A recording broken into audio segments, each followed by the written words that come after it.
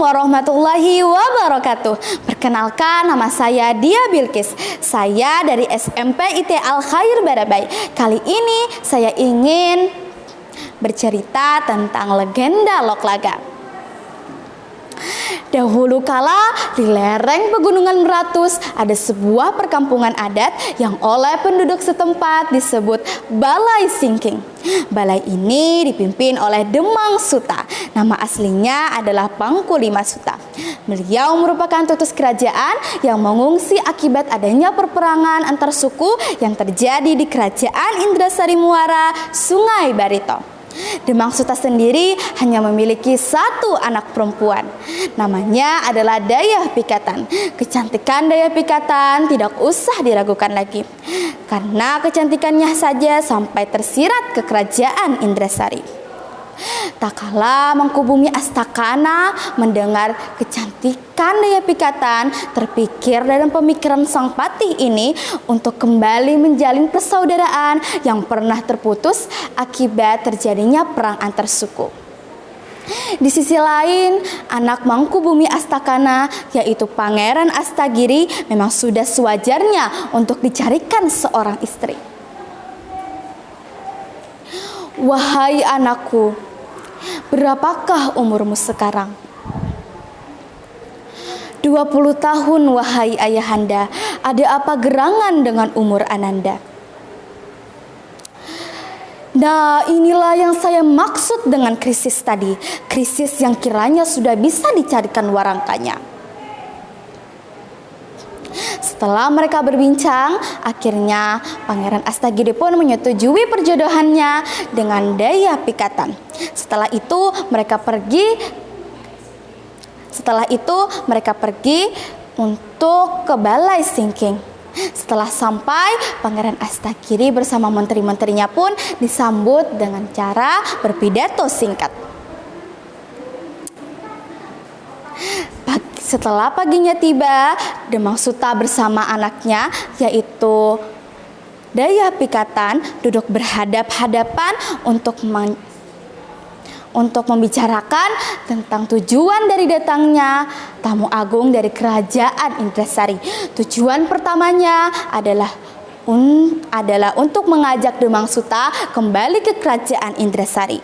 Tujuan keduanya adalah untuk meminang Dayah Pikatan. Malam hari pun tiba. Akhirnya mereka pun berkumpul di balai untuk membicarakan tentang apa tujuan dari datangnya tamu agung itu. Nah, inilah pangeran putra junjungan kami dari kerajaan Indrasari, pewaris generasi. Orangnya ramah, baik hati, dan pekerja keras. Semoga Dayah Pikatan tidak berpaling hati. Tiba-tiba riuh pikuk tepuk tangan dan suara nyaring pun terdengar tak kala Dayah Pikatan menuruni anak tangga menuju ke halaman balai. Walaupun Dayah Pikatan belum menyatakan secara resmi jawabannya terkait pinangan dari Pangeran Astagiri, akan tetapi Dayah Pikatan memakai baju serta rok yang terbuat dari kain sutra yang bertatahkan emas. Adat pun mengatakan apabila wanita berupaya tampil cantik, itu berarti wanita tersebut menerima lamaran dan wanita tersebut pun setuju untuk dijadikan seorang istri. Setelah berbincang-bincang, akhirnya Dayah Pikatan pun menyetujui lamaran dari Pangeran Astagiri. Setelah itu mereka pun langsung mengadakan pernikahan, karena menurut adat setelah lamaran diterima maka mereka harus mengadakan pernikahan. Setelah itu pagi menjelang tiba, mereka pun duduk berdua di pelaminan. Memang Demang Suta menyuruh untuk warga balai melaksanakan pernikahan 7 hari 7 malam. Bukan karena kemewahan, akan tetapi karena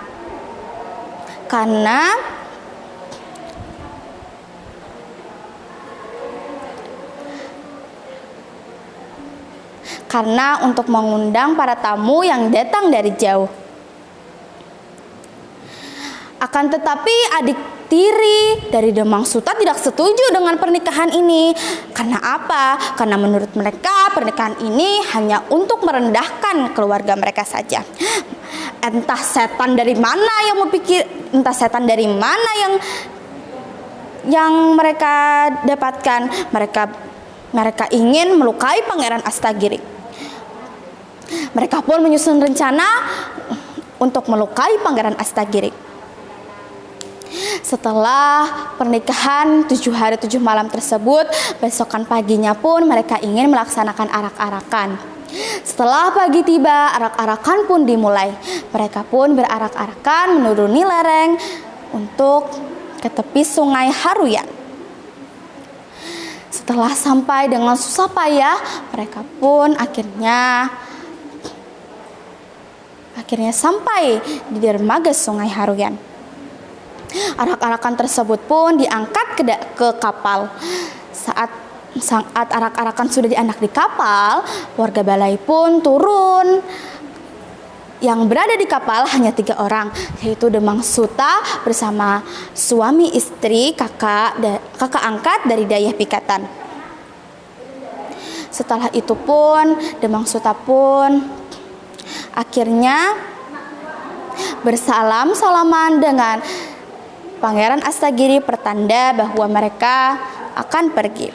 Setelah itu pun mereka pun pergi beralih arah untuk menuju ke kerajaan Indrasari. Setelah itu pun mereka setelah menyusuri sungai, tiba-tiba ada suara aneh. Buk, buk, buk. Suara aneh itu membuat para menteri turun ke bawah untuk melihat apa yang terjadi. Tiba-tiba betapa terkejutnya para menteri saat melihat 2 naga yang menghantam-hantamkan badannya ke kanan dan ke kiri kapal. Naga pun berucap, "Serahkan Pangeran Astagiri kepadaku, maka kalian akan aman." Setelah itu pun mereka pun bertarung antara para prajurit, menteri bersama naga tersebut. Naga itu pun melompat ke kapal dan ingin mencelakakan Pangeran Astagiri. Setelah itu pun untungnya kesigapan para menteri-menteri, pengawalnya, Pangeran Astagiri pun aman. Walaupun Pangeran Astagiri terkena bisa dari naga tersebut. Naga tersebut pun mati karena pertarungan antara menteri-menteri dan juga para pengawal. Setelah itu pun karena mirisnya kakak dari Dayah Pikatan pun akhirnya izin turun karena bisa yang dari naga tersebut getal-getal. Kedua suami istri pun turun ke daratan mencari beberapa tumbuhan agar bisa mengobati gatalnya dari bisa naga tadi. Setelah setengah jam pun suami istri tersebut pun datang ke kapal. Setelah itu Galuh Runtayan pun menumbuk semua yang dia dapatkan tadi di daratan. Setelah itu pun Galuh Runtayan pun mengoleskan tumbukan tadi ke orang-orang yang terkena bisa. Nah, itulah legenda dari cerita Loklaga. Sekian dari saya. Wassalamualaikum warahmatullahi wabarakatuh.